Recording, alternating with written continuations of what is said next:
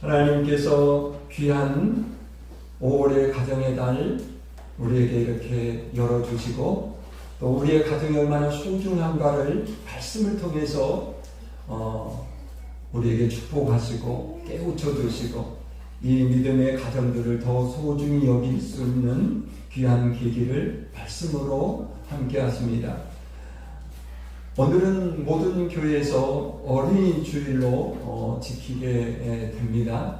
사실은 가정의 꽃이고 또 가정의 어떤 희망이고, 그래서 성경의 말씀을 보면 어린 자녀는 기업이다 그랬습니다. 그러니까 미래에 이 가정에 정말 든든히 세우고 가정에 큰 정말 희망이 되는 존재가 바로 어린이들이거든요.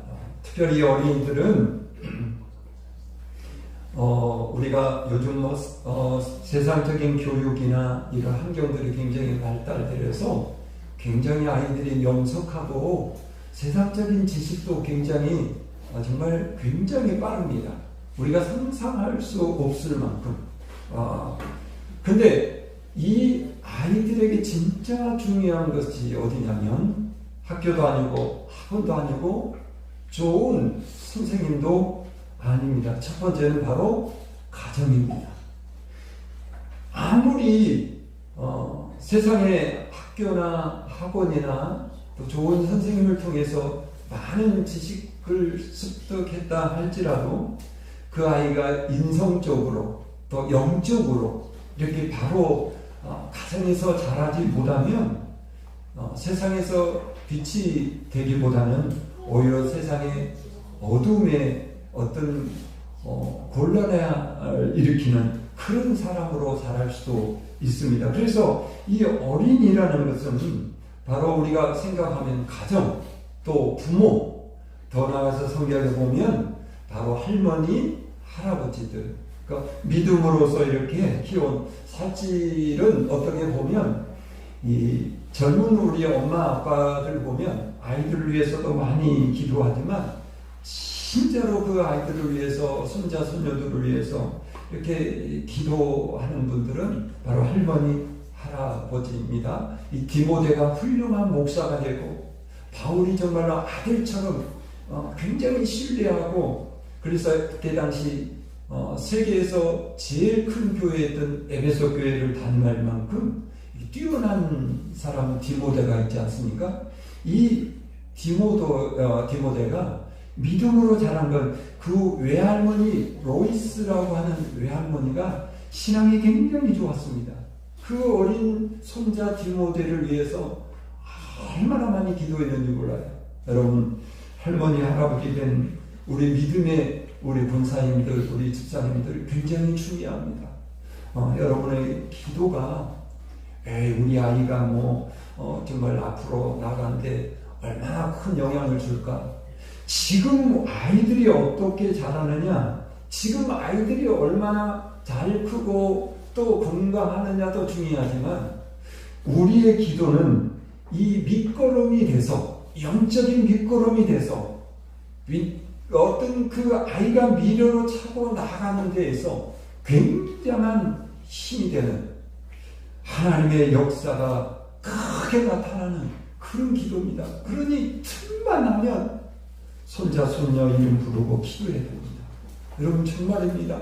우리 교회는 표본이 참 작아서 너무 안타까운데 나중에 앞으로 좀 더 자라 그러면 이제 이런 표본들이 늘어나겠죠. 큰 교회들 가보세요. 하늘선 교회라든가 가리비 교회라든가 우리 천안에도 큰 교회를 가면요, 그 교회도 보면 잘 나가는 그 집사님들, 장로님들 보면 반드시 그 교회에 정말 터줏대감 같은 그런 권사님들, 집사님들이 계셔요. 그 자녀들이 2대, 3대 믿음의 뿌리를 내리면서 사회에서도 훌륭하고 교회에서도 아주 큰 충직들이 되어서 얼마나 하나님 앞에 귀하게 쓰임받고 얼마나 행복한 삶을 사는지 몰라요. 바로 우리 하엘이, 우리 지원이, 우리 시우, 우리 이진이, 혜성이, 우리 이 자녀들 반드시 그렇게 자라갈 줄로 우리가 굳건히 믿고 틈만 나면 기도하는 거예요. 할렐루야. 밤마다도 기도하고 일하다가도 기도하고 어떤 일만 있어서만 기도가 아니라 기도입니다. 우리가 해줄 수 있는 게 친구가 기도입니다. 그리고 그 아이들을 젊은 이제 부모들은 말씀을 읽어주고 말씀을 보여주고 또 찬양을 듣게 하고 이런 모습들 굉장히 중요합니다. 우리 지원이도 저렇게 오늘은 엄마, 아빠, 할아버지, 할머니랑 삼촌, 이모랑 한 가족이 와서 예배를 드리고 있는데 너무 예쁜데 아마 이 온라인 예배를 통해서도 상상이 갑니다. 저는 이제 온라인 예배를 드린 모습을 우리 시우가 예배를 드리고 있는 모습을 보는데요. 찬양만 시작하면 그 앞에 그 TV 화면이 나면 그 자리에서 춤을 추면서 찬양한다 이러고 그러니까 이 아이들이 뭘 모르는 것 같지만요 그렇게 같이 예배를 드리고 예배당에 요즘은 매주 나오기가 어린 아이들 데리고 나오기 어렵지 않습니까? 주일이면 그런 상황 속에서 아이들을 세워내세요. 그게 예배입니다. 뭘 모르는 것 같고 아무것도 모르는 것 같지만 그 아이는 반드시 하나님께 예배를 드리고 하나님의 은혜를 받고 그들이 믿음이 정말로 영적으로 우리 아이들이 얼마나 잘 자라죠. 얼마나 기특하고 얼마나 예쁜지 그 자라난 모습 보면 근데 우리가 보이지 않지만 그 안에 믿음이잖아요. 그게 정말 보여지는 표본이 누군지 아십니까? 우리 하일이에요. 하일이는 지난주 엄마 아빠랑 또 동생이랑 다 와서 또 제가 혹시 이번 주에 못 올까 해서 조그마한 제가 너무 마음이 좀 봉투에 너무 작은 액수를 넣어가지고 아이들의 선물 이렇게 이제 용돈을 이렇게 전해줬는데 우리 할머니 지난주에 이제 이렇게 용돈을 전달했어요. 근데 오늘 어린이주일하고 할머니랑 같이 이렇게 나왔어요. 이게 뭔지 알아요? 지금 저 아이의 마음속에 믿음이 있는 거예요. 할렐루야. 할머니 따라서 오늘 예배당에 가는 거예요. 그것이 우리가 정말로 할머니가 얼마나 많이 기도했습니다. 얼마나 많이 기도했습니다. 그런 모습들이 앞으로 자연스럽게 나와서 놀라운 우리 가정의 대살포이 되고 이제 가문을 일으키는 아주 귀한 우리 손자 손녀들이 될 줄로 믿습니다. 이 어린 주일입니다. 우리 모든 성도님들의 가정 위에 하나님의 풍성한 은혜가 넘치기를 주님의 이름으로 축복합니다. 오늘 예배 순서를 따라서 찬송가 559장 사찰의 봄바람 불어있고 우리가 가정의 달이는 이 찬양을 꼭 부르는데 이 아름다운 찬송의 가사처럼 우리 모든 성도님들의 가정이 그렇게 되기를 간절히 설교를 쓰면서도 찬송을 이렇게 부르면서 찬송을 충실하면서도 저는 기도했습니다. 이 놀라운 찬송의 가사대로 우리 성도들의 가정에 이런 놀라운 축복의 역사가 일어날 줄 믿습니다. 이 찬송가 559장 가사를 누가 썼을까? 여러분 가끔 찬송가를 보면 곡도 아름답지만 이 가사가 참 예쁘지 않습니까? 정말 은혜롭지 않습니까? 여러분 찬송가 위에 보면 다 이렇게 나와 있는데 누가 가사를 썼는지 누가 작곡을 했는지 보이는데 이 찬송가 559장은 전영택 목사님이란 분이 이 가사를 썼어요. 1927년 일제시대죠. 일제시대 때 목회하신 목사님이신데 사실 이 목사님은 하나님의 은혜 받고 목사가 됐지만 원래는 이분이 소설가였습니다. 우리가 잘 알 수 있는 하수군이라고 하는 이 소설을 썼던 아주 그리고 여러 편의 소설을 썼던 유명한 소설가이시면서 동시 목사님이십니다. 근데 이 하수군이라는 책의 전체적인 핵심 내용이 뭐냐면 굉장히 가난한 집안 그렇지만 서로 이 가족간이 끈끈한 가족에 있어서 부모와 또 자식과 형제들이 정말로 하나 어우러져서 행복한 그런 가정이 있었습니다. 그 하수분이라는 소설에 나온 한 가정을 이야기하는데요. 근데 이 가정이 너무너무 가난하고, 그때 당시 일제시대 때 너무 고통받은 우리나라 백성들의 삶인데, 그런 것처럼 너무 사랑하는 딸이지만 너무 가난해서 결국은 이 딸을 살리기 위해서 이 아버지가 죽게 된다라고 하는 이런 비극적인 내용이 거기 나옵니다. 그러니까 이 그 하수군에 보면 굉장히 슬픈 가정의 모습이 이렇게 사실은 행복하지만 현실적인 상황 속에서 그 일제시대 때라든가 그런 상황 속에서 온전히 가정을 이루지 못하는 비극적인 그런 상황들이 그려져 있는데, 근데 목사님은 이제 반대로 찬송가 559장은 가사를 쓰면서 뭐라 하냐면, 진정한 가정의 행복한 가정의 어떤 모습인가를 찬송가 559장 우리가 아까 이렇게 찬양했던 그 내용입니다. 무슨 말이냐면, 진정한 가정은 그 가정의 아버지가 온 가족들을 어떤 상황 속에서도 지킬 수 있는 든든한 아버지, 그 아버지를 육신의 아버지로 생각하지 않고, 전영태 목사님, 우리가 아버지 하나님을 아버지로 섬기고 있는데, 바로 하나님이 우리 가정의 아버지시고 가장이시고 우리 가족들을 지키는 그런, 그래서 어떤 상황 속에서도 그 행복이 깨어질 수 없는 든든하고 바로 미래에 희망이 있는 행복한 가정의 모습을 이제 그려서 찬송가 559장 찬송가가 태어나게 됐습니다. 그렇습니다. 세상의 가정들을 보면 두 종류의 가정이 있습니다. 오늘 본문의 근거에서 본다면 한 가정은 악인의 가정이라고 했어요. 악인의 가정. 이 악인의 가정에 대해서 계속 말씀하고 있지만 반대로 의인의 가정이 있습니다. 그러면서 의인의 집에는 복이 있다.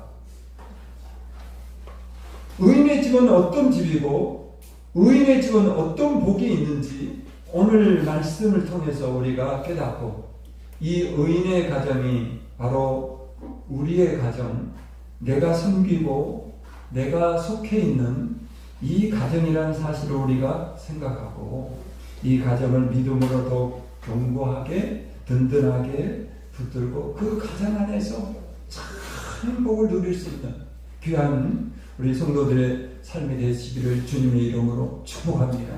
우리 교회에서 자라난 이 젊은 우리 집사님들이죠, 이제 청년들이죠. 1년의 그 기도 제목들을 쭉 보면 얼마나 그 기도 제목 안에도 그 가정에 그 부모와 형제에 대한 그런 우애와 효도와 그 사랑이 넘쳐 있는지를 잘 알 수 있어요. 그래서 정말 작은 교회 목회자이지만 이런 우리 청년의 집사님들이나 우리 자녀들을 보면서 정말 마음이 든든해집니다. 늘 우리가 기도한 내용들이 다 비슷비슷하지만 그 안에 보면 부모에 대한 효심과 형제에 대한 우애가 얼마나 많은지 몰라요. 그 형제 하나하나를 위해서 그 가정을 이루는 우리 집사님들, 여기 두 집사님이 있는데 그 기도 제목에는 어쩌면 그렇게 둘이 짰는지 똑같은 기도 제목이 그 안에 들어있더라고요. 우리 양정은 집사하고 배은 집사님의 기도 제목 하나인데, 여러 기도 제목 중에서 부모님에게, 형제들에게 그와 함께 행복을 나눌 수 있는 여유로운 시간이 있게 해달라. 또 부모와 형제에게 경제적으로도 도움이 될 수 있는 그런 경제적인 물질의 축복도 달라. 그런 기도 제목을 어떻게 보면 두 집사님이 똑같이 그런 내용의 기도 제목이 안에 들어더라고. 그러면서 참 믿음 안에서 잘 살았구나.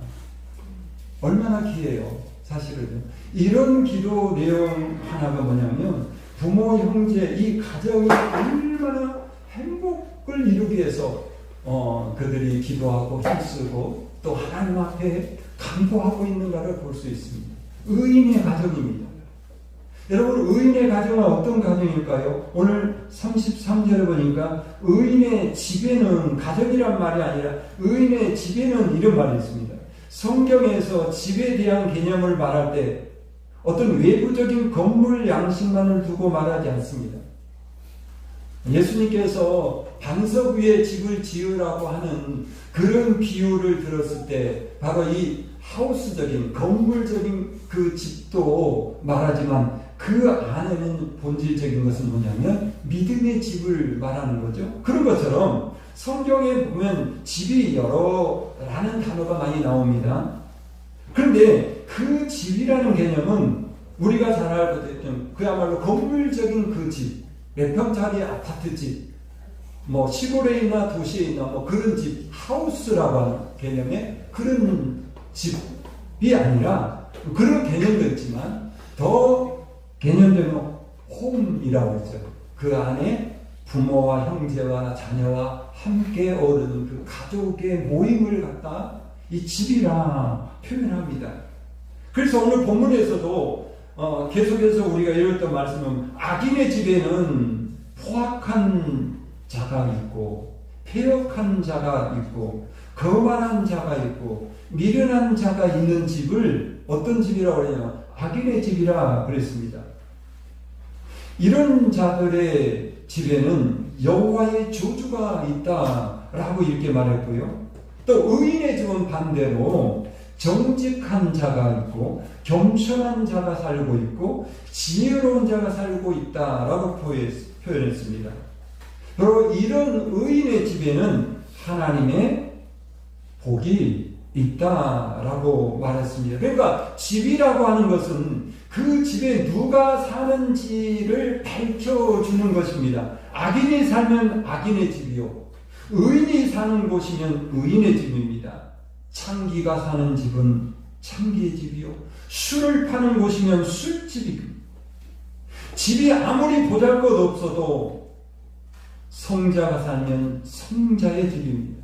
마찬가지로 의인이 사는 곳이면 의인의 집이라 하나님은 그렇게 부르신답니다. 그러면 의인은 누구를 가리킬까요? 의인은 예수님을 믿는 성도들을 가리킵니다. 성경의 가장 핵심적인 의와 불의를 구분하는 것은 우리의 행위적인 것보다도 가장 기준이 되는 것이, 핵심적인 기준은 뭐냐면 예수님을 믿느냐, 예수님을 믿지 않느냐, 이 차이에 두고 있다는 것입니다.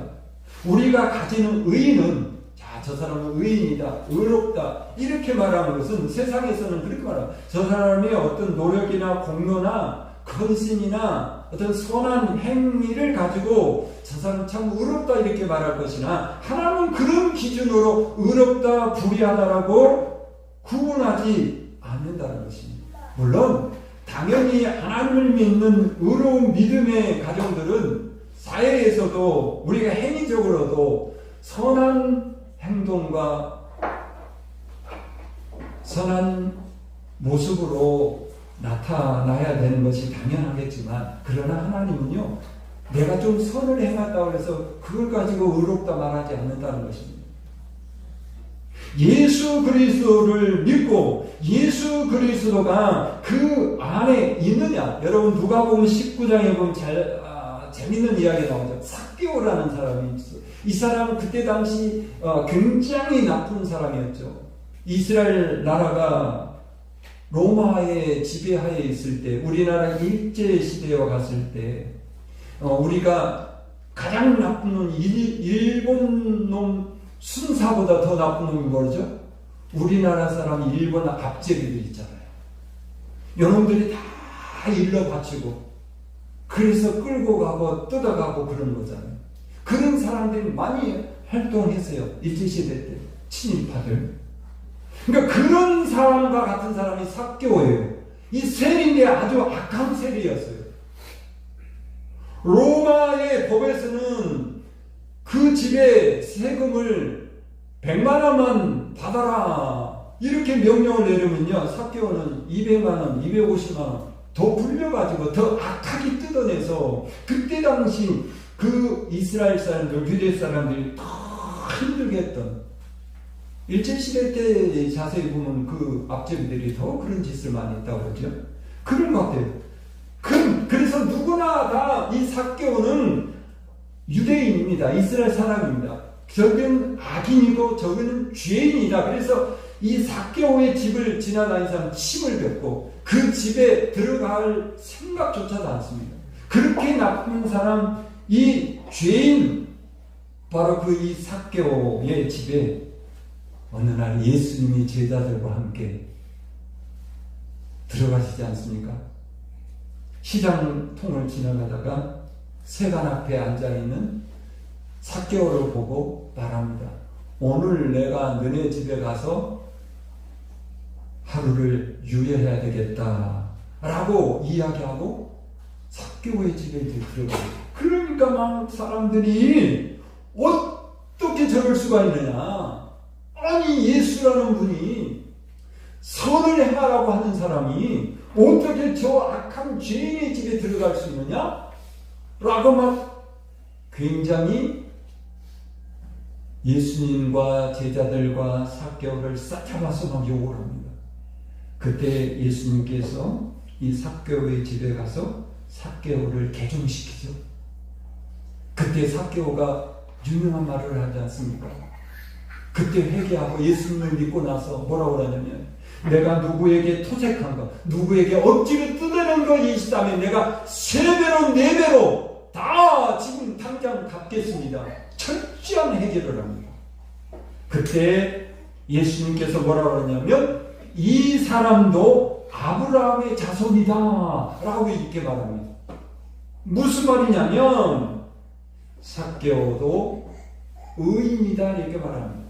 지금까지 그가 참으로 나쁜 삶을, 악인의 삶을 살아왔을지라도 그가 자기 집에 온 예수님을 영접하고 예수님께 모든 것을 토설하고 회개하는 철저한 회개를 통해서 그의 가정이 죄인의 집에서 의인의 가정으로 바뀌게 됐다는 것입니다. 그렇습니다. 의인의 가정의 기준이 뭐냐? 얼마나 많은 사람들에게 덕을 베풀고 좋은 일을 했느냐가 우선이 아니라 가장 본질적인 것은 예수님이 그 가정에 있느냐 이겁니다. 저와 여러분의 가정에는 우리 주님이 계신 줄로 믿습니다. 주님이 우리의 가정에 주가 되심을 믿습니다. 그러니 우리의 가정은 의로운 가정이다. 여러분 당당한 그런 마음, 의인의 마음, 의인의 자부심을 갖는 우리의 가정을 그렇게 축복해야 될, 우리의 가정에는 다른 가정에 비해서 자식들도 뭐 깡통거르게 잘 나가지도 않고 뭐 남편이 뭐 돈을 많이 버는 것도 아니고 뭐 이런 걸로 비교해서는 안 된다는 거죠. 세상의 금과 은으로도 바꿀 수 없는 놀라운 하나님의 복이 의인의 가정, 우리의 가정이 있는 줄 믿습니다.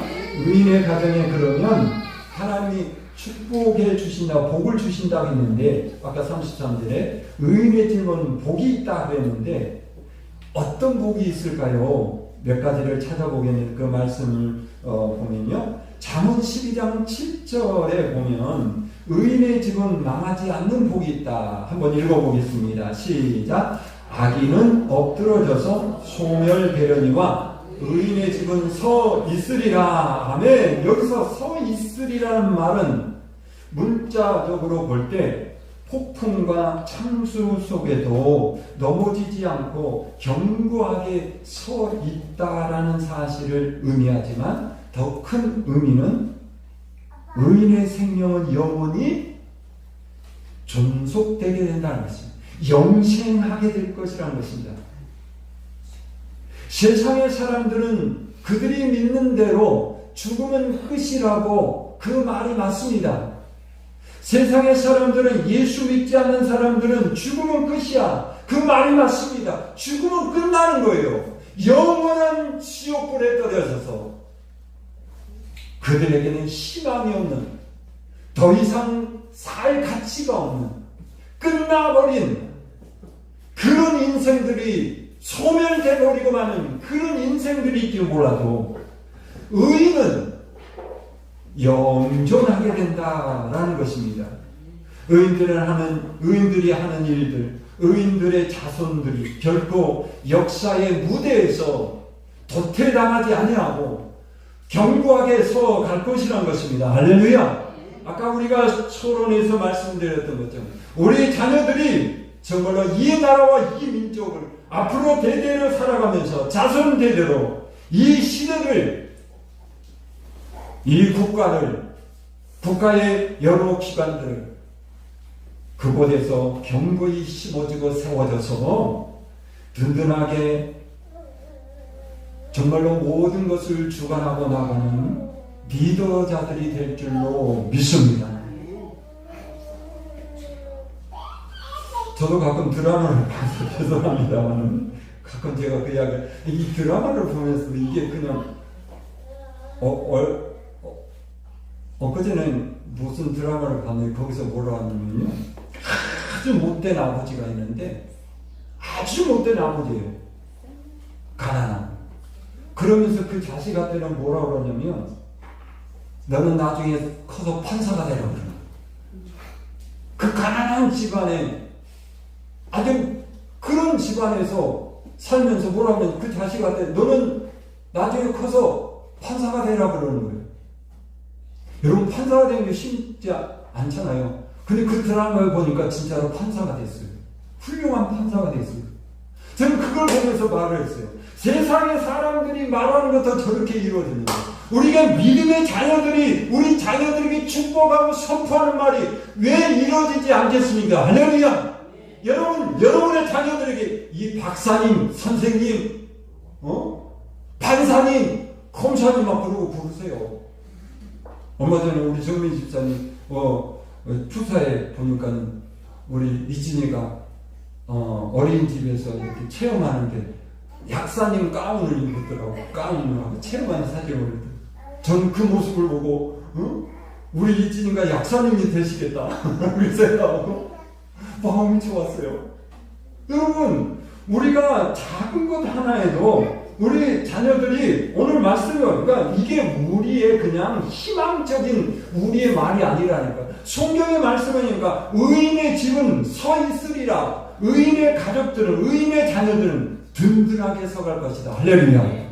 이런 축복이 있다는 것입니다. 의인의 집에는 어떤 복이 있습니까? 의인의 집은 흥하게 됩니다. 잠언 14장 11절 말씀에 다시 한번 읽어보겠습니다. 시작. 악한 자의 집은 망하겠고 정직한 자의 장막은 흥하리라. 아멘. 의인의 집은, 의인의 장막은, 여기서도 장막을 말할 때요, 아까 말했자면 그 건물적인 하우스적인 그런 의미도 있지만 그 안에 더 본질적인 의미는요, 바로 그 가족들을 의미한다는 것입니다. 또 여기서 장막은 육신을 그렇게 표현할 때도 있습니다.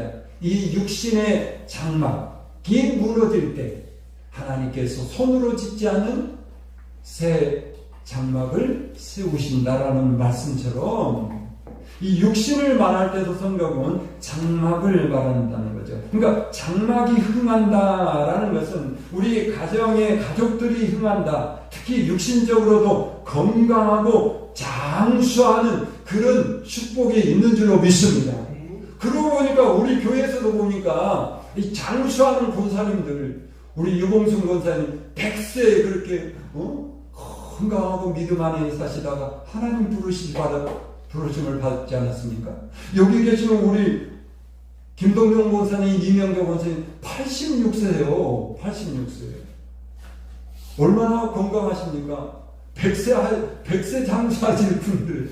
성경의 말씀이 틀리지가 않아요. 그러니까 하나님 말씀대로 우리 육신도 건강하고 흥하다는 것은 번성하고 잘 된다. 더 나가서는 이게 이제 육신의 뿐만 아니라 아까도 영자별처럼 바로 의인에게는 죽어도 다시 사는 부활의 생명, 부활체를 입게 되는 그런 역사가 일어난 줄로 믿습니다. 그래서 의인의 자손은 흥합니다. 시편 37편 25절에서 이런 말씀도 하고 있지 않습니까? 시작. 내가 어려서부터 늙기까지 의인이 버림을 당하거나 그 자손이 걸시감을 보지 못하였도다. 아멘. 그렇습니다.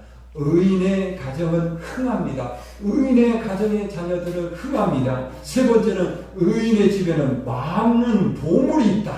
이 말씀도 참 귀하죠. 이 잠언에 보니까 이런 말씀이 굉장히 많이 있죠. 잠언 15장 6절 읽어보겠습니다. 시작. 의인의 집에는 많은 보물이 있어도 악인의 소득은 고통이 되느니라. 이 말씀이 참 정말 현실적인 말인 것 같아요.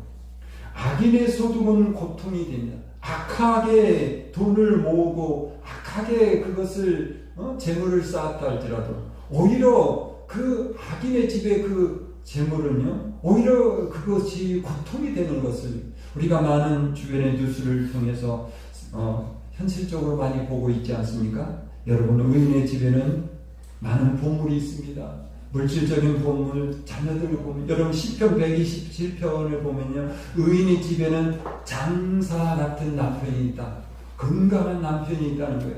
또 제가 굉장히 좋아하는 말씀, 시편 128편, 또 아까 말씀을 잠깐 읽어보았지만요, 시편 128편을 보면 진짜로 이 의인의 집에 어떤 보물들이 있느냐, 결실한 포도나무 같은 아내가 있고 어린 감람나무 같은 자식들이 있다 말하는 것입니다. 또한 의인의 집에는 믿음으로 말미암는 구원의 축복이 있고요, 감사와 기쁨과 찬송의 열매들이 풍성한 그런 복이 있는 줄로 믿습니다.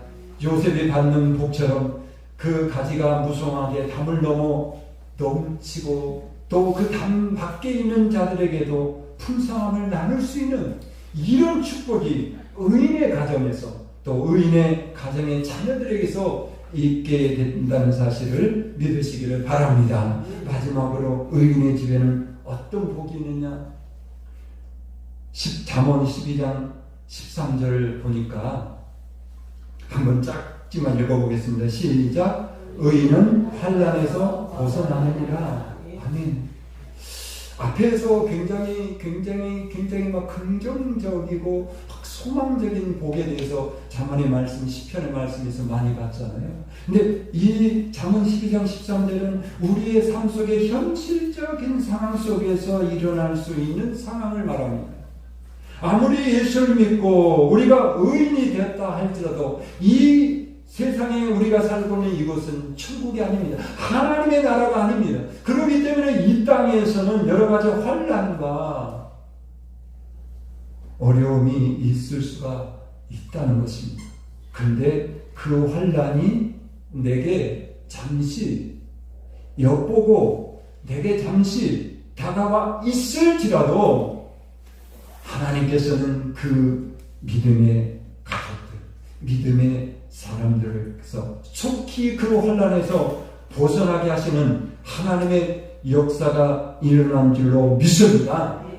그러므로 오늘 우리가 말씀에 있는 것처럼 잠언 24장 16절의 말씀에 보면 이 세상에 살다 보면 이런 말도 있습니다. 같이 한번 읽어보겠습니다. 시작. 대저 의인은 7번 넘어질지라도 다시 일어나려니와. 그렇습니다. 우리가 7.8기라는 말을 많이 쓰지 않습니까? 세상에서는 우리에게 이런 일도 있습니다. 그러나 절대로 하나님께서는 우리는 넘어진 대로 그 환난 속에 내버려 두시지 아니하시고 다시 일으키시고 오히려 그 환난을 딛고 일어나서 더 풍성함으로 이끄시는 우리 하나님이시라는 사실을 믿으시기를 주님의 이름으로 축원합니다. 그렇습니다. 우리는 의인의 가정, 믿음의 가정입니다. 그러므로 이 안에 이 가정에 하나님의 무수한 은혜와 축복이 있다는 사실을 믿으시기를 주님의 이름으로 축복합니다. 사랑하는 성도 여러분, 봄바람이 불어있는 이 아름다운 계절에 하나님 아버지를 모시고 이 복된 가정에서 부모와 형제와 자녀들이 또 혈육들이 모여서 행복한 그 모습을 서로 나누고 복된 삶을 누리는 그런 믿음의 의인의 가정들이 다 되시기를 주님의 이름으로 축복합니다. 기도하겠습니다. 하나님 아버지 감사합니다. 오늘 가정의 달 귀한 말씀 통해서 우리가 섬기고 우리가 속해 있는 이 가정이 의인의 가정이라는 사실을 우리가 깨닫게 됩니다. 하나님 아버지, 의인의 가정에 있는 아름다운 은혜와 축복의 말씀을 들었습니다. 그 말씀이 반드시 이루어진다는 사실을 믿고 더 감사하며 살아가는 저희들 모두가 되게 하여 주옵소서. 예수님의 거룩하신 이름으로 축복하오며 기도드리옵나이다. 아멘.